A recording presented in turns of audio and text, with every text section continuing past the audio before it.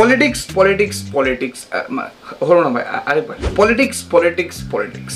I don't like it, but politics likes me. I can't avoid. ঠিক আছে তো, আমাদের বাংলা এখন হট টপিক হচ্ছে দুটো। ফার্স্ট হচ্ছে রচনা ব্যানার্জির হাসি, আর সেকেন্ড হচ্ছে দেব ভার্সেস হিরণ। বেসিক্যালি এরা এগেন্স্ট পার্টি বলে এদের খুব একটা সমস্যা নেই। এখন সমস্যাটা হচ্ছে এই কাকা। এখন এই দুটো মানুষের বিষয়ে যাই শোনা যাচ্ছে, তাদের ফার্স্ট প্রায়োরিটি হচ্ছে এই কাকা।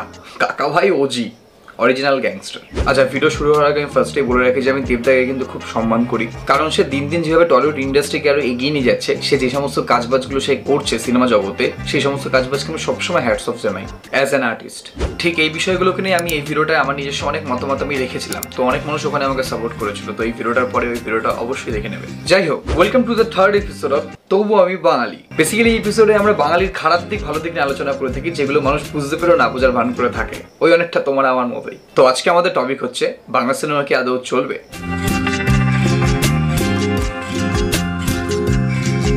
দীপক অধিকারী একে দেব আমাদের পুরো টলিউড ইন্ডাস্ট্রিতে বলো বা পুরো বাংলাতেই বলো বা পুরো ইন্ডিয়াতেই বলো না কেন, এই নামটা একটা বড় নাম না। মানে এমনটা নয় যে ছিল ভাই, এখনো আছে, পরেও থাকবে if you can hold it. হ্যাঁ, এবার সেটা কিভাবে ধরে রাখবে এটা পুরোটাই তার উপর ডিপেন্ড করছে। এখানে তুমি আমি বলার কেউ নয়। বাট আমরা সেই মানুষটাকে অ্যাজ অ্যান আর্টিস্ট যেভাবে সিনেমায় দেখে তাকে আমরা দেব বানিয়েছি, তো আমাদের মানে অডিয়েন্সদের ফুল রাইট আছে তাকে ক্রিটিসাইজ করার। হ্যাঁ, বাট উইথ লজিক ডার্লিং। তুমি ভুলভাল বকে গেলে তো লোক তোমাকে 4 অক্ষরের বোকা বলবে।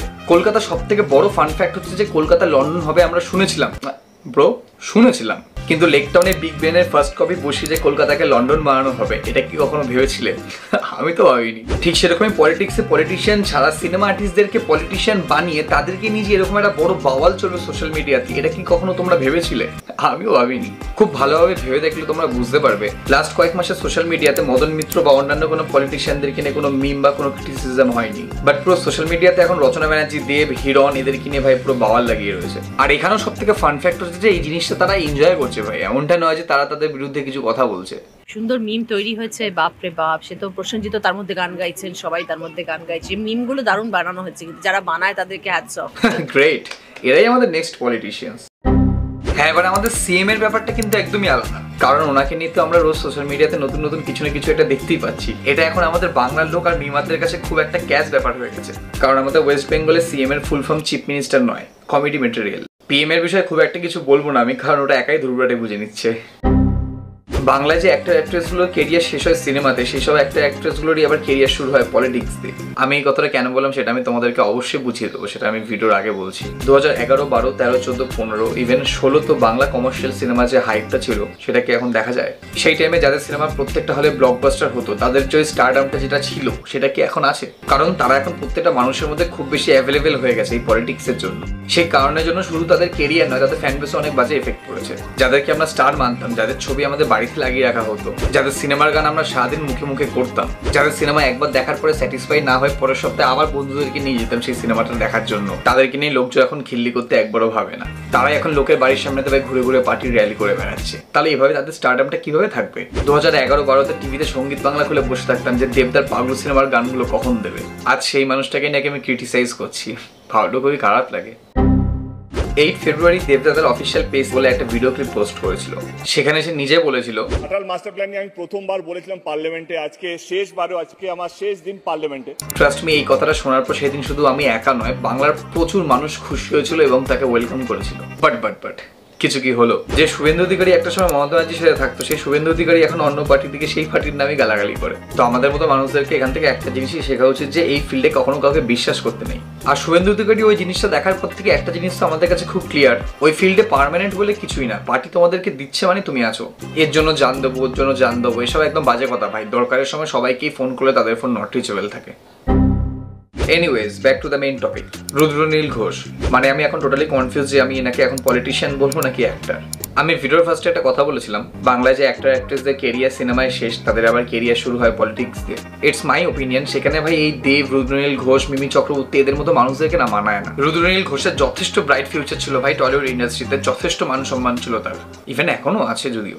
উনি ড্রাকুলা স্যার, ভিঞ্চিদার প্রতিদ্বন্দ্বীর মতো সিনেমাও করেছে।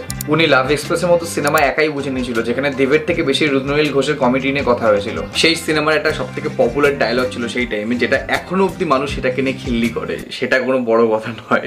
তো সেই রুদ্রনীল ঘোষকে যখন আমি একটা মিডিয়াতে বসে অন্য একটা পার্টির নামে গালাগালি করতে দেখি, তখন আমার মধ্যে থেকে সেই একটা রুদ্রনীল ঘোষের ইমেজটা পুরোপুরি নষ্ট হয়ে যায়। এবং এটা তো শুধু আমার সাথে একা হয় না, অনেকের সাথেই হয়েছে।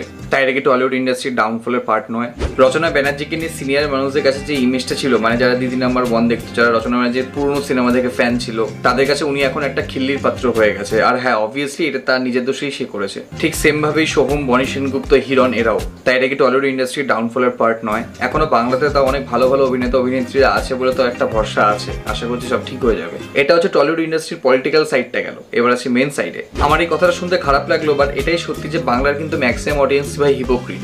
ওরা ভাই নিজেরাই বলবে যে বাংলাতে কোনো ভালো সিনেমা হয় না, আবার এদিকে বাংলাতে ভালো সিনেমা হলে ওরা নাকি আবার হিন্দি ইংলিশ ছাড়া কোনো সিনেমাই দেখে না। এখন অব্দি হলে কোনো বাংলা সিনেমা যদি ঠিকঠাক রান করে থাকে সেটা হলো দশম অবতার। তাও এটা একটা প্রিকুয়েল মুভি বলেই চলেছে। আচ্ছা, তার আগে আমি বলে রাখি, প্রিকুয়েল হচ্ছে কোনো স্টোরির আগের পার্টকে বোঝায়, আর সিকুয়েল হচ্ছে কোনো স্টোরির পরের পার্টকে বোঝায়। তো এই দশম অবতার হচ্ছে 22শে শ্রাবণ দ্বিতীয় পুরুষের প্রিকুয়েল। আর যাই হোক ভাই, এইসব বিষয়ে কোনো জ্ঞান ফ্যান দেবো না, কারণ এটা কোনো মুভি রিভিউ চ্যানেল নয়। আর এইসব বিষয়ে যদি জানার ইচ্ছা থাকে তাহলে তোমরা কোনো মুভি রিভিউ চ্যানেল চেক করতে পারো, বা এছাড়া তো উইকিপিডিয়া আছেই। এই ভিডিওটার আগের পার্টটা আমি একটা বিষয় নিয়ে আলোচনা করেছিলাম যে বাংলাতে এখন অত টাকা খরচা করে আইনক্স থেকে সিনেমা দেখার লোক খুবই কমে গেছে, কারণ মানুষের কাছে এখন ঠিকঠাকভাবে খাওয়ার টাকায় জুটছে না। তারা ভাই 300 টাকা খরচা করে কোনো আইনক্সে সিনেমা দেখতে যাবে না। আর শুধু 300 টাকা নিয়ে গেলে তো আর হলো না, ওর সাথে একটা গাড়ি ভাড়া, তার সাথে খাওয়া দাওয়ার খরচা তো আছেই। আর তোমার সাথে তোমার যদি গার্লফ্রেন্ড থাকে ভাই, তাহলে তো বাস গেল, তোমার যা খরচা হচ্ছে তার 3 গুণ করে দাও। তাও এখনো নন্দনটা আছে বলে অনেক বাংলা সিনেমা এখনো অব্দি হাউসফুল হচ্ছে। দেখো ভাই, ভেরি সিম্পল, যেখানে মানুষ 300 টাকা খরচা করে একটা মার্ভেলের মতো সিনেমা তারা এনজয় করতে পারছে, সেখানে তারা 300 টাকা খরচা করে নিশ্চয়ই সেন্টিমেন্টালের মতো বাংলা সিনেমা দেখবে না হলে গিয়ে। দেখো, সেন্টিমেন্টে নিও না, একটু লজিক দিয়ে ভাবো। বাংলায় একটা প্রডিউসার, সে একটা বাংলা সিনেমার পেছনে অনেক টাকায় ঢালতে পারে, বাট সেই টাকাটাই সেটা উঠে আসবে কিনা আদৌ কোনো গ্যারান্টি নেই তার। ডবল হওয়া তো অনেক দূরের কথা। ঠিক এই কিছু কারণগুলোর জন্য বাংলা সিনেমার অনেক বাজেট কম, আর লোকজনকে স্যাটিসফাই করতে পারে না তারা। আর এখন ওটিটি আসার পর দিয়ে তো মানুষ ভাই ঘরে বসে সিনেমা এনজয় করছে, যেখানে আইনক্সের মতো একটা জায়গায় তোমার সিনেমা দেখতে গেলে 500 থেকে 600 টাকা তোমার এমনি খরচা হয়ে যাচ্ছে। সেখানে হইচই ভাই 999 টাকায় 1 বছরের প্ল্যান পাওয়া যাচ্ছে, যেখানে দুজন মিলে শেয়ারে ভাই টাকা দিয়ে নিয়ে নিলে তারা 1 বছর ফুল এনজয় করবে। ভাই হইচইয়ের আমাকে টাকা দেওয়া উচিত, ঠিক আছে ভাই, হইচই প্লিজ গিভ মানি। আর দেখো, লোকাল হলগুলো বন্ধ হয়ে যাওয়াতে বাংলা সিনেমার যে অনেকটা বড় ক্ষতি হয়েছে এটা তো মানোই। হ্যাঁ, বাট স্পেসিফিক কিছু মানুষ আছে যারা যায়, বাট সবাই কিন্তু যাবে না, কারণ তাদের কাছে ভাই জিও আছে, ফ্রি 5G তো এখন অ্যাভেলেবেল।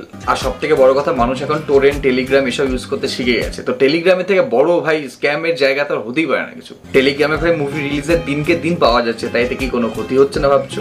অবশ্যই হচ্ছে, শুধু ক্ষতিটা ফিল করতে পারছো না।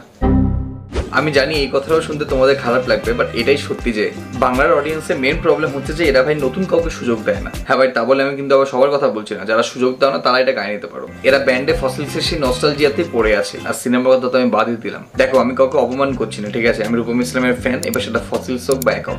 আমিও ফসিলসে বহু কনসার্টে গেছি, ঠিক আছে, বাট আমার এককটা এখন অব্দি সামনাসামনি শোনা হয়নি, ওটা এবার ট্রাই করবো। দেখো ভাই, আমার মধ্যে কথা হচ্ছে যে মানুষকে পুরোনো জিনিসের সাথে সাথে নতুন জিনিসও ট্রাই করা উচিত, তাহলেই তো নতুন কিছু হবে। আমার চেনা জানা এরকম বহু রাইটার ঘুরে বেড়াচ্ছে তাদের নিজস্ব স্ক্রিপ্ট নিয়ে, যারা ভাই ভালো কাজ করার কোনো সুযোগ পাচ্ছে না, নিজে ইন্ডিপেন্ডেন্ট হয়ে কাজ করতে যাচ্ছে, বাট তাদের কাছে টাকা নেই বলে তারা সেই জিনিসটাকে ইউটিলাইজ করতে পারছে না। না ভাই, আমি হাওয়াতে কোনো কথা বলিনি, ঠিক আছে, কোনো ডিরেক্টর বা প্রডিউসার কেউ যদি আমার ভিডিওটা দেখে দেখো তাহলে আমাদের সাথে কন্ট্যাক্ট করতে পারো। আমাদের কাছে এরকম অনেক ভালো ভালো স্ক্রিপ্ট আছে যারা আমরা কাজ করতে চাই, বাট শুধু ওই একটাই প্রবলেম। বাংলার লোকের আরেকটা সব থেকে বড় প্রবলেম হচ্ছে যে ভাই এরা নতুন আর্টিস্টকে আরো পুরনো 10টা আর্টিস্টের সাথে কম্পেয়ার করে ফেলে প্রথমেই। এটা হচ্ছে আমাদের বাংলার লোকের সব থেকে বড় ভুল। এখানে হয়তো অনেকে অফেন্ড হয়ে যাবে, বাট আই ডোন্ট কেয়ার ভাই। বাংলাতে নতুন কিছু দেখতে হলে নতুন নতুন ডিরেক্টর, রাইটার, মিউজিশিয়ান এদেরকে ভাই জায়গা দিতে হবে। তোমরা সবার ফার্স্ট ওদের কাজকে অ্যাকসেপ্ট করো, তারপরে ভাই জাজ করো কোনটা ঠিক কোনটা ভুল। কোনো নতুন আর্টিস্টের ভাই কাজ রিলিজ করার পর সেটা জাজ করার অধিকার একমাত্র অডিয়েন্সেরই থাকে, তো অবভিয়াসলি ইউ ক্যান ভাই, বাট ফার্স্টে কাজটা তো দেখো। প্রবলেমটা হচ্ছে যে ভাই আমরা মানুষের নতুন কোনো এক্সপেরিমেন্টাল কাজ আমরা সহজে অ্যাকসেপ্ট করতে পারি না। আমারই দেখো, আবার আমরাই কান্নাকাটি করি যে ভাই বাংলায় কোনো ভালো কাজ কেন হচ্ছে না, কি হিপোক্রিট না আমরা।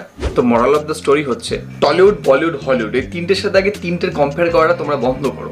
তুমি একটা ক্রিস্টোফার নোলানের সিনেমা দেখে আসার পর তুমি ভাই একটা রাজ চক্রবর্তীর সিনেমা দেখছো, তো প্রবলেম তো তোমার হবেই। বাট প্রবলেমটা তোমার তখন হবে যখন তুমি ক্রিস্টোফার নোলানের সাথে ভাই রাজ চক্রবর্তী কম্পেয়ার করছো। ভাই দেখো ভাই, ভেরি সিম্পল, ঠিক আছে, দুটো মানুষ একদমই আলাদা, ঠিক আছে, এটা ক্রিস্টোফার নোলান, এটা রাজ চক্রবর্তী। দুজনের সিনেমা দেখার পর তুমি যদি দুজনকে যদি কম্পেয়ার করতে শুরু করো ভাই, তাহলে অবভিয়াসলি বাংলা সিনেমা পিছিয়ে যাবে। কোথায় হলিউড ভাই আর কোথায় আমাদের টলিউড? ওদের বাজেটের সাথে আমাদের বাজেট ভাই কখনোই পারবে না। বাংলা যেখানে মানুষ গোত্র, টিকটিকি, ইন্দুবালা, ভাতের হোটেল এইসবের মতো সিনেমা পাচ্ছে, বাংলা যেখানে মানুষ একেন বাবু, ব্যোমকেশ, কাকা বাবুকে পেয়েছে, সেখানে এখন আর ওই হিরো মার্কা সিনেমা আর ভালো লাগে না দেখতে। মানে ভেরি অনেস্ট, এটা আমার নিজস্ব ওপিনিয়ন যে ওই হিরো গিয়ে ভিলেনকে মারছে, এই ওই বাওয়াল হচ্ছে, ভালো লাগে না ভাই। আর সব থেকে বড় কথা হচ্ছে যেই হিরোগুলোকে আমরা সিনেমায় মারামারি করতে দেখতাম ভাই, তারা এখন পলিটিক্সে গিয়ে দেশের জন্য করছে। সরি, এবারও অনেকে অফেন্ড হয়ে যাবে। আর তোমরা যদি আমার মতো এরকম মাইন্ডসেট হয়ে থাকে তাহলে হাই ফাইভ। দেখো ভাই, আমাদের বাংলায় যাই হয়ে যাক না কেন, বাট দিন শেষে আমাদের একটাই কথা, তবুও আমি বাঙালি। তো দেখো ভাই, সবার শেষে আমি একটা কথাই বলবো যে পুরো বিষয়টা যে তোমরা শুনলে এটা আমার নিজস্ব ওপিনিয়ন ছিল, আমি হয়তো ঠিক না হতে পারি। আর যারা এই অবধি পুরো আমার ভিডিওটা দেখেছো তাদেরকে আমার অনেকটা ভালোবাসা। আর অবশ্যই এই ভিডিওটার কমেন্টে তোমাদের নিজস্ব মতামতটা জানাবে, তাহলে আমার বুঝতে অনেকটা সুবিধা হবে। আর আমার ভিডিওগুলো তোমাদের কিরকম লাগছে সেটা আমাকে প্লিজ জানিও, এতে আমি অনেকটা মোটিভেশন পাই, আরও ইচ্ছে হয় যে আরও ভালো ভালো কন্টেন্ট তোমাদেরকে দিই। আর তোমাদের কাছে আমার সব থেকে বড় একটা হাম্বল রিকোয়েস্ট হচ্ছে তোমরা প্লিজ চ্যানেলটাকে সাবস্ক্রাইব করে নিও। ইচ্ছে আছে এই বছর 10K করার, মানে দুর্গাপুজোর আগে। আর ইচ্ছে আছে বাংলাতে অনেক ভালো ভালো কন্টেন্ট দেওয়ার, আর বাংলাতে একটু ভালো ভালো কন্টেন্ট দেওয়ার চেষ্টাও করছি। তো তোমাদের সাপোর্টটা এখানে খুব দরকার। অলরাইট, তো তোমাদের জন্য আরেকটা গুড নিউজ আছে, সেটা আমি তোমাদেরকে এখনই বলে দিচ্ছি। সেটা হচ্ছে তোমাদের সাথে আমি নতুন একটা সিরিজ শুরু করতে চলেছি। ফিজিক্যালি নতুন একটা সিরিজ হবে, সেটা আমি তোমাদের সাথেই করবো সিরিজটা, সেটা আমি বলে দেবো কীভাবে কী হবে। তো আমি 2-3 দিন পর আমি আমার কমিউনিটি ট্যাবে আমি একটা পোস্ট করবো, সেখানে তোমরা জানতে পেরে যাবে অবভিয়াসলি। এছাড়া তোমরা আমাকে ফেসবুক, ইনস্টাগ্রাম ফলো করতে পারো। ইনস্টাগ্রামে দ্য বিবি বং বলে আছে, প্রান্তিক মজুমদার বলে ফেসবুকে আছে, লিঙ্ক আমি ডিসক্রিপশানে দিয়ে দেবো, অবশ্যই চেক করে নিও। ইনস্টাগ্রামে ফলো করে নিও, ওখানে ভিডিওর আপডেট দিতে থাকি, তো ওখানে তোমরা সিরিজের আপডেটটাও পেয়ে যাবে। আর 2-3 দিনের মধ্যে আমি কমিউনিটি ট্যাবে দিয়ে দেবো, তো প্লিজ চেক করো। আর ভাই আমি জাস্ট এখন কিছু বলবো না, আমি হেভি এক্সাইটেড এই সিরিজটা করার জন্য, যেটা তোমাদের সাথে হবে। তো দেখা হচ্ছে নেক্সট ভিডিওতে। পেস। ক্লিপটা চেক করার পর দেখলাম যে এই চুলটা ভাই পড়ে গেছিল।